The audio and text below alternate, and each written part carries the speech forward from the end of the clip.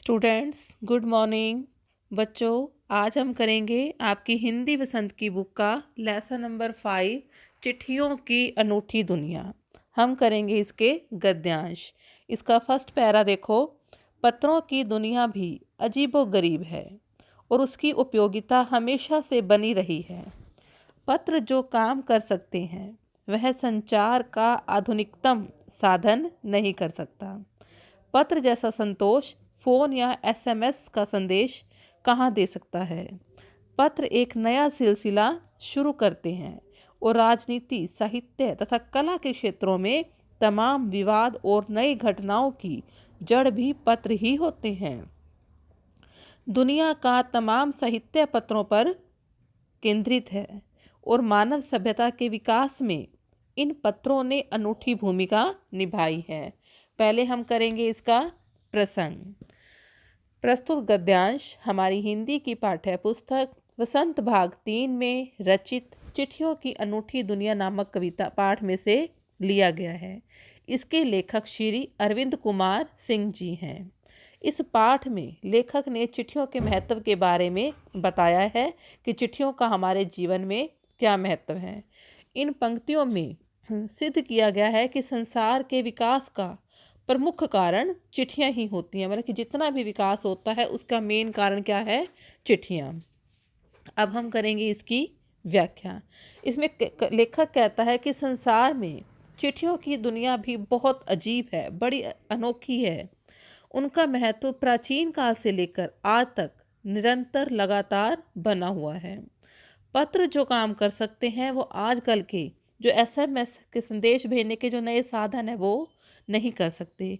कहते हैं कि जो संतोष, जो आनंद हमें पत्र लिखने से, पत्र भेजने से, पत्र प्राप्त करने से होता है, वैसा संतोष हमें एसएमएस से नहीं होता।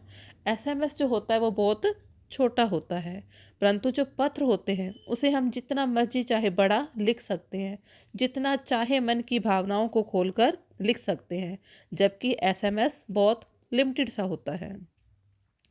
पत्र एक नए क्रम या कार्य को शुरू करते हैं। राजनीति, साहित्य और कला के क्षेत्र में झगड़ों का प्रारंभ भी पत्रों से ही होता है। सभी घटनाओं का मूल कारण पत्र ही बनते हैं। संसार का सारा साहित्य पत्रों पर ही आधारित है। मानव की सभ्यता के विकास में चिट्ठियां और पत्रों ने एक महत्वपूर्ण भूमिका निभाई है और मानव सभ्यता के विकास में इन चिट्ठियों का एक महत्वपूर्ण योगदान है। इसमें विशेष क्या है बच्चों? विशेष है इसमें कि चिट्ठियों को मानव सभ्यता के विकास का आधार बताया गया है और भाषा बहुत ही सरल और व्यवहारिक है। अब हम करेंगे इसका नेक्स्ट पेज पे सेकंड पैरा।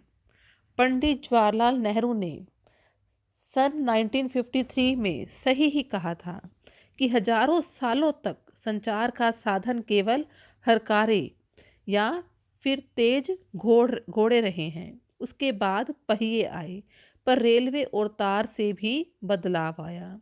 तार ने रेलों से भी तेज गति से संवाद पहुंचाने का सिलसिला शुरू किया।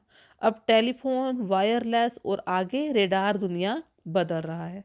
प्रसंग बच्चों सेम रहेगा, सिर्फ लास्ट की लाइन में देखो क्या लिखोगे आप कि लेखक यहाँ पर संचार के साधनों में जो संचार के साधन है उनमें जो विकास हुआ है उसके बारे में इसमें बताया गया है। अब है इसकी व्याख्या।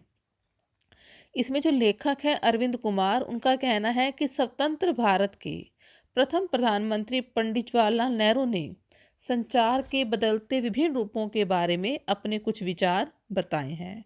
इसमें नेहरू जी का मत है कि शताब्दियों से सूचनाओं को, मतलब कि बहुत सालों से, शताब्दियों से एक सूचना को एक स्थान से दूसरे स्थान तक पहुंचाने के लिए पहले तेज घोड़ों का प्रयोग किया जाता था। उसके बाद कुछ परिवर्तन आया संचार के साधनों में, फिर पहिए का आविष्कार हुआ, लेकिन सबसे बड़ा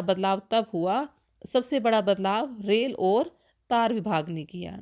तार ने रेल से भी अधिक जल्दी, अधिक शीघ्रता से संदेश को एक स्थान से दूसरे स्थान पर पहुंचाने का कार्य किया, परंतु आज टेलीफोन, वायरलेस और रेडार, इन सब चीज़ों ने दुनिया को बदलने का काम कर दिया है। इसमें मेन क्या चीज़ थी, विशेष क्या है कि लेखक ने यहाँ संचार के साधनों में हुए विकास के बारे में बताया है। और सेकंड है भाषा सरल और व्यवहारिक है। ठीक है। थर्ड देखो, इसमें थर्ड पैरा है बच्चों, जहाँ तक पत्रों का सवाल है। नेक्स्ट पेज पे देखो, थर्ड पैरा, जहाँ तक पत्रों का सवाल है, अगर आप बारीकी से उसकी तह में जाएं तो आपको ऐसा कोई नहीं मिलेगा जिसने कभी किसी को पत्र ना लिखा हो या लिखवाया हो या पत्रों को बेसब्री से इंतजार ना किया हो।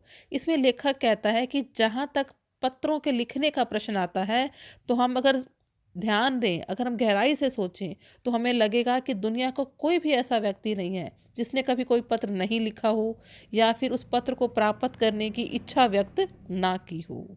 हर व्यक्ति के मन में पत्र को प्राप्त करने की उत्सुकता होती है, वो हमेशा बनी रहती है।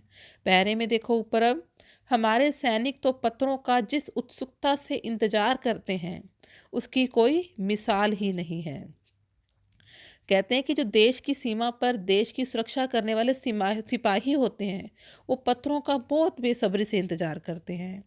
उनकी इस बेसब्री, जो बेचैनी है, वो कहीं पर और देखने को नहीं मिलती, क्योंकि उनमें पत्र को प्राप्त करने की बहुत उत्सुकता होती है, बहुत बेचैनी होती है। आगे पैरे में देखो बच्चों, एक दौर था जब लोग पत्रों का महीनों इंतजार करते थे, पर अब वह बात नहीं है। परिवहन साधनों के विकास ने दूरी बहुत घटा दी है। पहले लोगों के लिए संचार का इकलौता साधन चिट्ठी ही थी, परंतु आज और भी साधन विकसित हो चुके हैं।